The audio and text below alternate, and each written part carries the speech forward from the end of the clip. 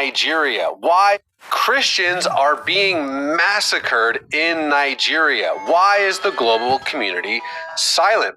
According to a 2023 New York Post article, quote, more than 52,000 Christians have been butchered or hacked to death for being Christians since 2009 in Nigeria. Where is the outrage? Where are the campus protests? Well, Brian Orme, CEO of Global Christian Relief, joins us now. So, Brian, what is going on in Nigeria? It is indeed a massacre, and it needs more attention. It's devastating and unthinkable what's happening to the Christian community across the Middle Belt and the northern region of Nigeria.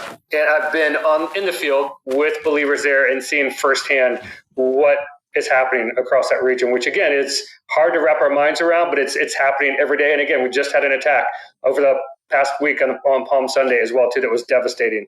So can you give me some examples of maybe what's happening on the ground?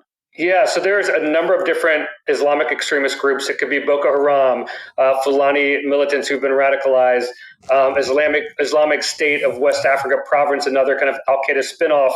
And these are all kind of pushing through Christian communities in the northern region, attacking at night. They kind of go through the same protocol: attack, abduct, rape, forced marriages, take over communities, and force thousands of Christians that have been in those communities for decades to leave and be forced to go to IDP camps and find help and be basically put in a situation where they're completely vulnerable and left with nothing because of their faith in Jesus. So, Brian, why is the media silent? This sounds like the most unimaginable atrocities being happening in real time, and no one seems to not only care but be reporting on it. I mean, it's literally radio silence. Why do you think that is? Yeah, I think there's two reasons. And one is basically because the news media today rolls through with what people care about, and people are not clicking on those stories. People are not engaging with what's happening in Africa today, and they're so distant, it feels so distant. And the second part is like there's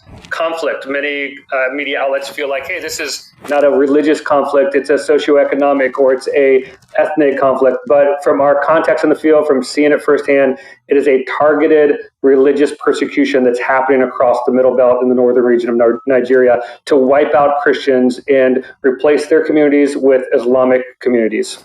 See, that'd be the pushback. I'm sure that, some people in the comments will say, oh, this is a land dispute, or in the Democratic Republic of Congo, this is about rare earth minerals. And is it mutually exclusive? Can it be both of those things at the same time? Yeah, and I would say this, there are a number of factors. So it is a complex situation, but